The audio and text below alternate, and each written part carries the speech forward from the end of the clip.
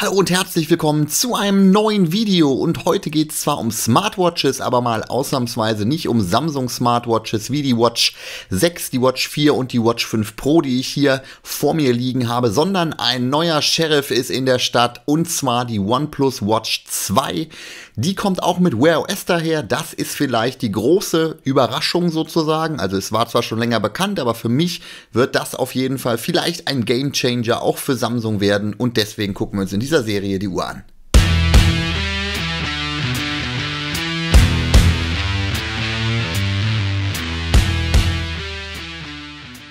Ja, ich nehme es nur schon mal vorweg, der Faktencheck fällt etwas weniger groß aus, weil nicht viel draufsteht auf der Verpackung.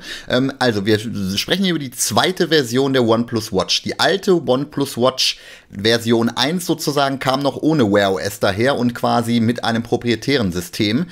Jetzt haben wir hier Wear OS an Bord und das dürfte tatsächlich ein Gamechanger sein, weil es halt einfach viele Vorteile mit sich bringt. Ihr müsst natürlich trotzdem Android mindestens in Version 8 haben. Mit iOS funktioniert die Uhr jetzt nicht mehr, logischerweise, weil Wear OS.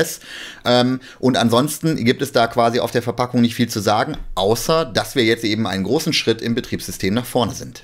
So, dann würde ich sagen, wir packen einmal aus und während ich hier im Hintergrund alles aufschneide und aufmache, philosophiere ich nochmal ganz kurz zu diesem Wechsel, weil der Wechsel ist für mich wirklich das Entscheidende an dieser Uhr, ja.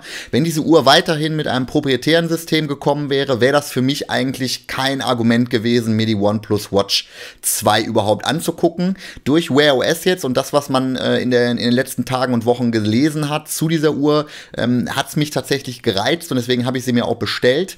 Mir das einfach mal anzugucken, gerade weil das hier vielleicht den Faktor Akku, der ja bei Samsung oft kritisiert wird, ein bisschen rausnimmt und trotzdem Wear OS mit sich bringt. Das wird halt das Spannende sein, was wir uns in den kommenden Videos einmal angucken. Jetzt hier aber erstmal die Uhr. Ihr seht, dass im Deckel nichts gewesen ist. Wir haben rechts dann den Teilbereich, wo dann die Ladefunktionalität, Schrägstrich das Ladedock enthalten ist. Das ist hier dieser kleine Puck, den wir hier rechts schon sehen. Und dann haben wir das Kabel mit dabei. Das Kabel ist USB-C, USB-A. Ja, okay. Ist aber nicht weiter schlimm, denn wenn der Anschluss am Dock USB-C ist, könnt ihr auch jedes USB-C, USB-C-Kabel verwenden. Proprietärer Anschluss mit 4 Ladepunkten hier, finde ich ja ein bisschen schade. Ich mag ja lieber, wenn die Uhren auch einfach über drahtlose Ladefähigkeiten von QI oder ähnlichem funktionieren. Das macht es halt für alle etwas einfacher. So muss man immer diesen Ladepunkt dabei haben. Und warum zur Hölle dieser Ladepunkt weiß ist, wenn die Uhr schwarz-silber ist, weil Silber ist die einzige andere Farbe, die verfügbar ist. Warum der Puck dann weiß ist, ich lasse es mal dahingestellt sein, ich verstehe es nicht, macht sich vielleicht dann in der Optik, wenn ihr das irgendwo, die Uhr irgendwo ladet, wo sie dann optisch präsent ist, macht das mit dem Weißen vielleicht nicht so viel Sinn, aber ist ja auch irgendwo Geschmackssache.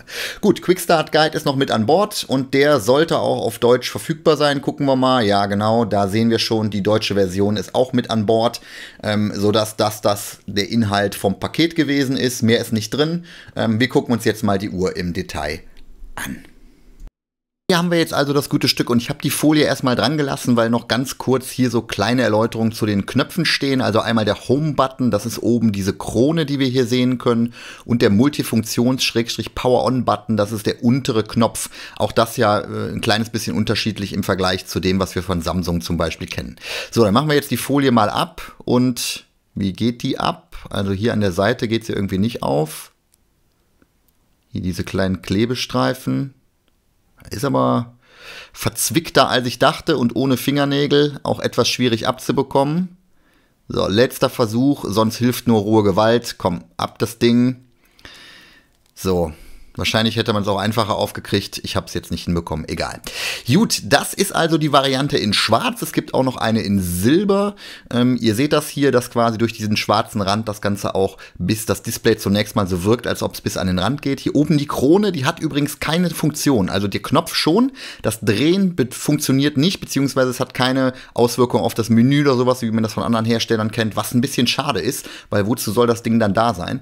Der untere Knopf, der sieht aus meiner Sicht auch gut eingepasst aus, also optisch wirkt das hier ganz gut. Einzig diese Ausbuchtung hier rechts und auch, dass die Krone dann noch über den Rand drüber steht, also rechts in dem Bereich meine ich, da bin ich noch nicht ganz sicher, ob mir das so super gut gefällt.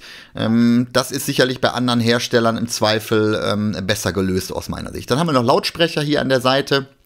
um natürlich auch Töne über die Uhr wiedergeben zu können. Wir haben hier noch einen kleinen, ich vermute mal, das ist das Mikrofon, zumindest sieht es sehr danach aus. Wir haben ansonsten eine schwarze Uhr, die von der Dicke her aus meiner Sicht fair ist. Das Armband übrigens ein bisschen steif oben, also sprich, es geht unten nicht so weich zusammen. 22 mm Stegbreite haben wir hier und auch einen Schnellverschluss, sodass ihr da, wenn das Armband euch nicht gefallen sollte, relativ zügig auch austauschen könnt, weil 22 mm hat sich ja so ein bisschen jetzt als Standard für Smartwatches aus meiner Sicht in den letzten Jahren etabliert. Ganz wichtig nur, ihr könnt halt eben nur diese speziellen Armbänder nehmen, die auch bei Samsung vorherrschen, die oben so diese zwei Öhrchen haben, sage ich jetzt einfach mal, damit das Ganze auch sauber bis in die Ecken zur Uhr geht. Ansonsten so matt schwarz an der Seite gehalten. Ich finde es eigentlich optisch sehr ansprechend. Oben ein bisschen glänzend, mit der Krone, Knöpfe, alle gut verarbeitet. Also da muss man sagen, sowohl Haptik als auch die Optik gefallen mir richtig, richtig gut. Das Armband wirkt eigentlich auch ganz gut. Ich weiß gar nicht, ob das Silikon oder Kautschuk oder sowas ist. Fühlt sich aus meiner Sicht gut an und wirkt auf den ersten Blick auch, finde ich, nicht unbedingt billig. Auf der Rückseite dann noch der Sensor, dürfte, denke ich, klar sein, Pulsmessung und Co. Und oben der proprietäre Ladeanschluss mit den 4 Ladepunkten. Ja, das, wie gesagt, etwas schade, dass man da nicht auf QI-Laden oder ähnliches gesetzt hat.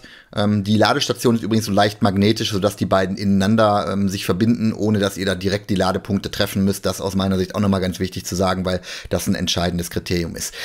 Was, wie gesagt, wirkt, ist, dass das Display bis an den Rand geht, ist aber nicht so. Hier seht ihr es nochmal, wir haben einen relativ dicken, finde ich zumindest, relativ dicken schwarzen Rand. Das werden wir dann in den kommenden Videos, wenn wir uns die Uhr dann im Detail angucken, sicherlich auch nochmal sehen. Das könnte vielleicht noch so ein kleiner Gamechanger sein.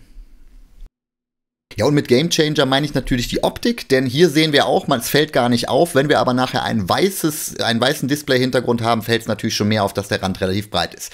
Hier übrigens der Hinweis dazu, welche App man herunterladen muss, um das Ganze einzurichten. Das dann im zweiten Teil dieser kleinen Serie zur OnePlus Watch 2. Hier will ich euch jetzt nur noch mal ganz kurz zeigen, wie sie am Handgelenk aussieht. Ihr seht hier, ich habe relativ viele Löcher noch frei, sprich, es könnte auch für deutlich kleinere Handgelenke funktionieren. Es geht jetzt hier nicht rein wegen diesem Papierschnipsel, der da unten noch drin steckt. Ich finde von der Größe her genau richtig für ein Handgelenk meiner Größe. Man muss allerdings sagen, dass es auch keine kleinere Variante gibt, ne? Sprich, wenn ihr ein kleineres Handgelenk habt, habt ihr immer die Größe dieser Uhr so. Und ihr seht hier auch, dass ein kleineres Handgelenk schwierig möglich ist aus meiner Sicht, weil halt eben das Armband oben sich nicht so flexibel handhaben lässt, dass es eng um das Handgelenk dann drum schlingt. Also deswegen, wenn ihr wirklich sehr viel kleineres oder ein sehr viel dünneres Handgelenk habt, als ich das hier habe, dann solltet ihr das Ding unbedingt mal ausprobieren, weil ich bin da nicht ganz sicher, ob das optisch vernünftig wirkt, insbesondere auch mit diesem starren Armband. Das vielleicht nur als kleinen Hinweis schon mal. Wir gucken uns das im Test und so weiter nochmal an, aber nur als ersten Hinweis schon mal aus dem Hands-on. Gut, was gibt's jetzt auf den ersten Blick zu sagen? Zunächst mal, dass wir im zweiten Video die Einrichtung machen und uns alles weitere angucken. Dann gucken wir im dritten Video auf jeden Fall auch nochmal auf Benachrichtigungen. Ich mache noch einen Akkutest und so weiter und so fort, sodass ihr das volle Paket auch für die OnePlus Watch 2 bekommt. Aus meiner Sicht erstmal optisch ansprechend, bis auf hier an der Seite diese Ausbuchtung, die gefällt mir persönlich nicht so gut. Vielleicht gewöhne ich mich noch dran. Aktuell finde ich sie eher störend. Insgesamt ist das aber auf jeden Fall ein gutes Gesamtpaket und vor allen Dingen das Thema Akkulaufzeit wird ja nachher vielleicht der Gamechanger auch für die Samsung Galaxy Watch 6 oder Galaxy Watch 7 sein, wo dann Ähnliches vielleicht auch angedacht ist von Samsung. Wer dabei bleiben will, klickt gerne auf Abonnieren, denn dann kriegt ihr alle Videos zur OnePlus Watch 2 mit. Ich bedanke mich bei euch fürs Zusehen und sage am Ende wie immer, Alexa, Kamera aus. Okay.